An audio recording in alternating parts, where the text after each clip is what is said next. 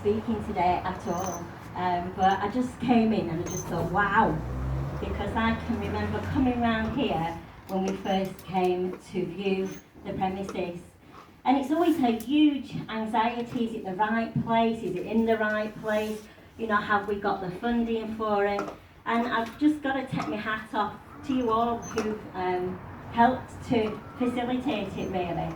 And it's always things that are going on in the background that we don't necessarily see that bring about today. And I've got to say that they're a great team. I first came to know about disability equality when I was an advocate working in Preston.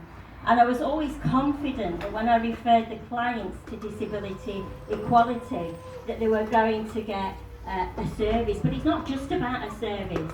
It's about being recognised as individuals, as people. We're not just numbers, and we come in all shapes and sizes, and we come with different problems. And it's about that personal interaction.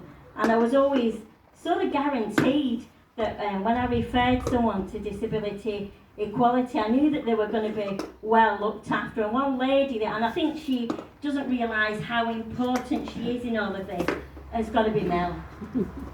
So there you go.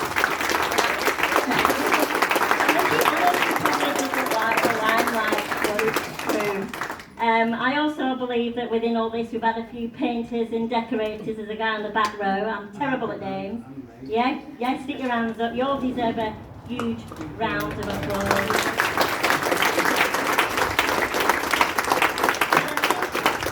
It's right, isn't it, that often disabled people, they're not understood or they're misunderstood. Sometimes it's about ignorance. Sometimes it's just about getting out there and educating people and having that can-do attitude and integrating people, but in a real sense, not just talking about it, not just something that's a policy or a process. And I also feel the gentleman was right that spoke before me about having that time. You know, we're often shuffled in and out, aren't you? You know, appointment time's up, you're on your way. But sometimes things are quite complex and you need that time to be able to express yourself. And so I think this organisation is pretty good at doing that.